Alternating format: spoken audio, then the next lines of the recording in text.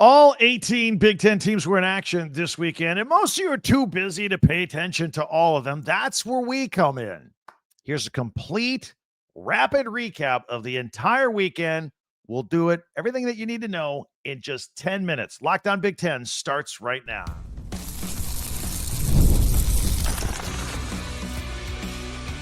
You are Locked On Big Ten, your daily podcast on the Big Ten Conference.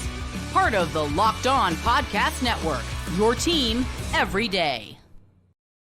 Welcome to Locked On Big Ten. I'm Craig Sheeman. 40 years as a sports talk show host and play-by-play announcer, and I want to thank you for making us your first listen each and every day. Hey, hit that free subscribe button down below. That way you'll never miss a single episode. And if you could share, follow, and like, that helps too. Plus, you can hype YouTube videos.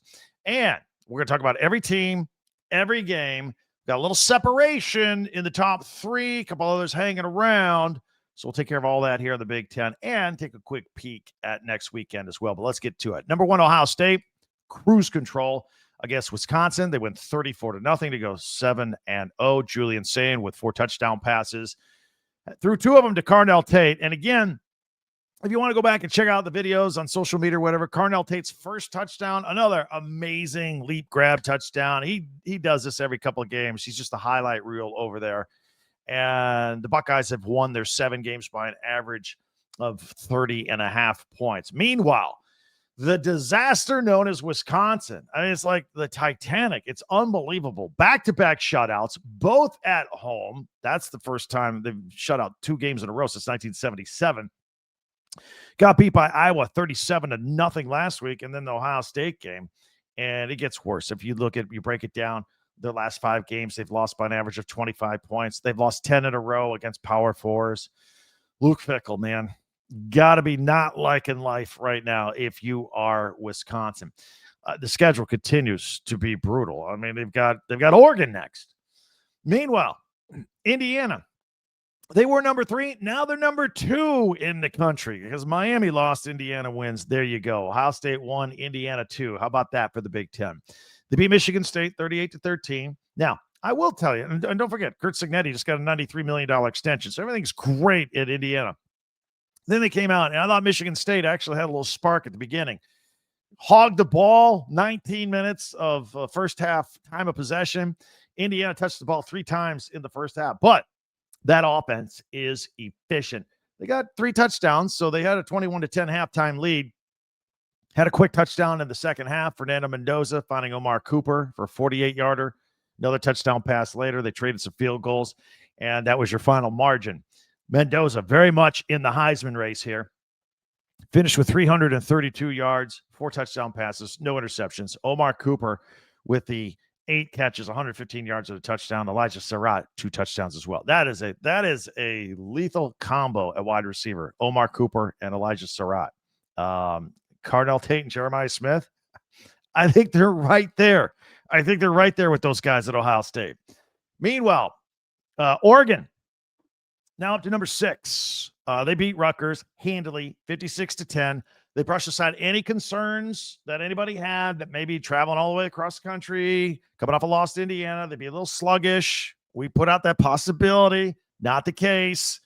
They scored 5 touchdowns in the first 6 possessions. Dante Moore, 290 yards and 4 touchdowns. They also have the longest winning streak on the road. We all talk about how the 18-game home streak ended last week in Indiana. They still have won 10 in a row on the road. Noah Winnington, 125 yards on the ground, a couple of touchdowns. But here's the big number you circle. Big number. Oregon's offense in this game, 750 yards. 415 on the ground, 335 in the air. Remarkable. Meanwhile, Rutgers, they haven't defeated a ranked team in 16 years. That's the longest such streak in college football. And Ethan Kaliak-Manis, who we're fans of. It's the little train that could. He's producing. He does great there at Rutgers. Probably his worst game of his career. 8 of 25 for 79 yards, no touchdowns.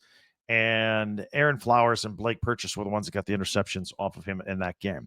How about USC at Notre Dame? I was disappointed for the Trojans. I thought maybe they had put something together against Michigan the week before. And really, they shot themselves in the foot. They could have won that game at Notre Dame. They did not. 34-24, the final score. I thought it was a must-win game, particularly for Notre Dame to keep its playoff hopes alive. It was pretty important for USC's, but they're not out yet because this was a non-conference loss. Keep that in mind. They just have one conference loss to Illinois. But it was USC's rushing defense. Jeremiah Love may very well win the Heisman as a running back. He could. He's the best in the country at running back. But this good, he got 228 yards on the ground against the USC defense. You throw in that 100-yard kickoff return by Jadarian Price and the turnovers by the Trojans, and that's where they lost this game. Otherwise, they could have had it. Now, I know they're down running backs. Elijah Sanders and Waymon Jordan are out. They only mustered 68 yards on the ground in this game, and that's not good enough. Mayava did throw for 328 yards, a couple touchdowns, but he had a couple of interceptions. And Jacoby Lane had 6 catches and 111 yards and a touchdown for the Trojans. So they got a bye week, and then they go take on Nebraska at Nebraska. It's their blackout game, nighttime game. It's going to be a crazy atmosphere. Going to be very interested to see how that one goes. Meanwhile, Michigan back in the top 25 at 25. They beat Washington. Pretty impressive win, I thought, 24-7. Actually disappointed in Washington's effort because we spent all week talking about how Damon Williams Jr. was the real deal, right? He was Offensive Player of the Week in the Big Ten, had 538 yards last week against Rutgers, threw 3 interceptions in this game on consecutive possessions, by the way. Meanwhile, nice job by Michigan, a rebound from the 18-point loss at USC. So Bryce Underwood on the day, 21-27, 230 yards and 2 touchdowns, playing behind the youngest offensive line in the Big Ten. They got banged up again. Evan Link got hurt in this game.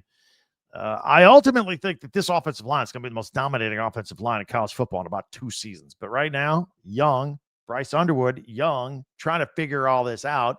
Jordan Marshall in for the injured Justice Haynes.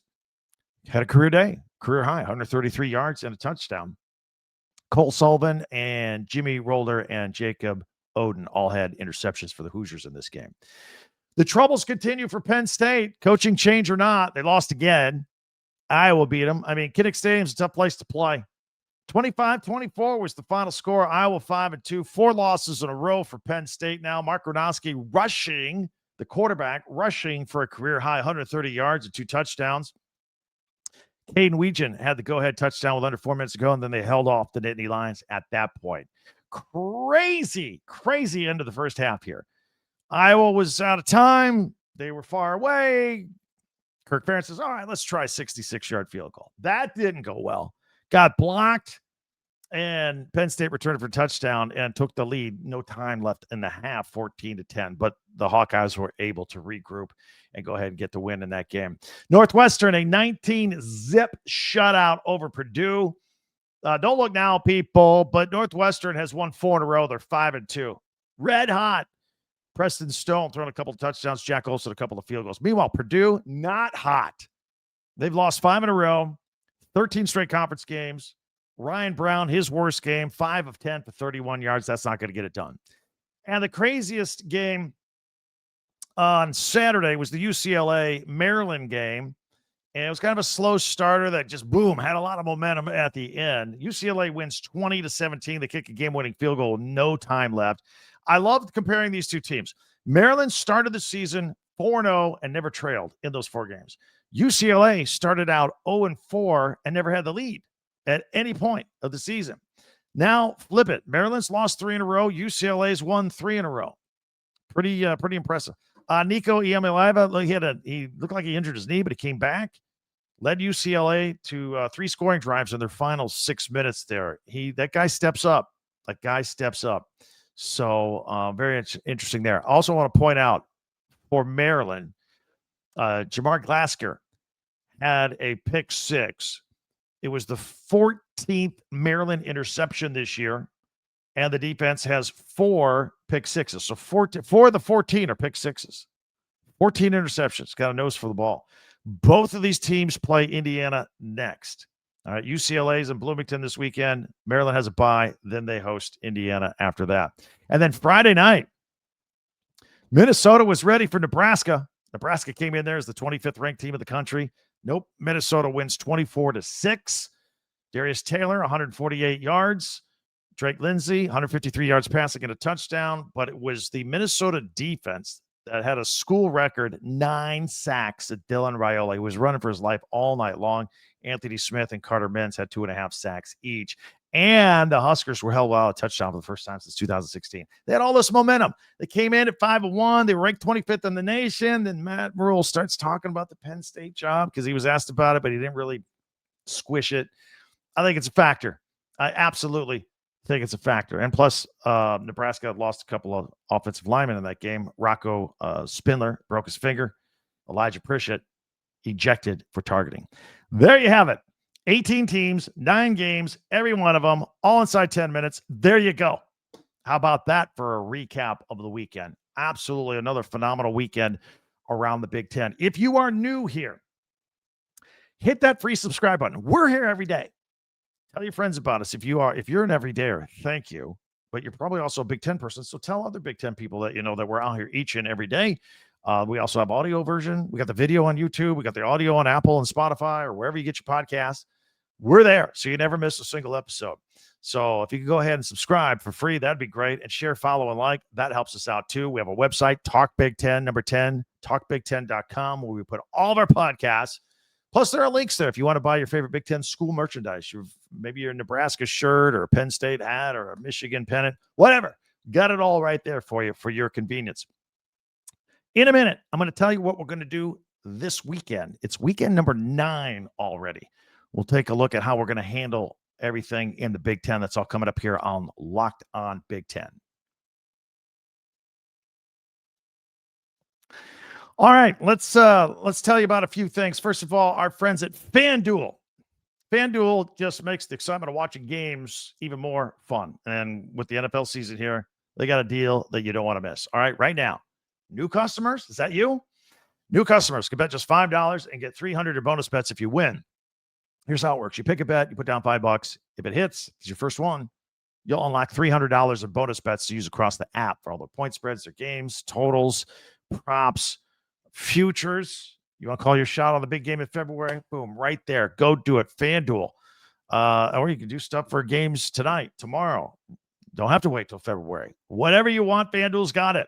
So what are you waiting for? Visit FanDuel.com and download the FanDuel app today and get started. One of the tools that help make a huge difference for business owners is Quo, formerly Open Phone. That's QUO. It's the same great business phone system that you've heard me talk about before. It just has a new name. And here's why it matters. Because every missed call, it's money left on the table. It's a missed opportunity. And when every customer conversation counts, you need a phone system that keeps you connected 24/7. So Quo is the #1 business phone system that streamlines customer communications. It works right through an app on your phone or computer. So no more carrying 2 phones or relying on a landline. And it lets your team share one number and collaborate on all the calls and texts in like a shared inbox. So no customer gets left behind. Nobody falls through the cracks. See why 90,000 businesses trust Quo, formerly Open Phone. So get started for free. Get 20% off your first 6 months at quo.com. That's QUO.com/LockedOnCollege. That's QUO.com/LockedOnCollege. And if you got existing numbers with another service, Quo will port them over at no extra charge. Quo, no missed calls, no missed customers. Monarch, hey, where's your money? Well, Monarch will help you find out because let's be honest. I mean, we have apps, we got bank accounts, we got investments, got credit cards, all that stuff. Pull it all together with Monarch. They are for people like you and me that are very busy, that have always been meaning to get your finances organized. That's how you do it. You do it with Monarch. It's an all-in-one personal finance tool that brings your entire financial life together in one clean, easy-to-use interface on your laptop or your phone. Organize your accounts, bring in your spouse or significant other's accounts all in one place. It's not like a geeky spreadsheet or anything. It's just very easy to use. So don't let financial opportunities slip through the cracks. Use the code LockedOnCollege at monarch.com for 50% off your first year. That's monarch.com, code LockedOnCollege for half off your first year.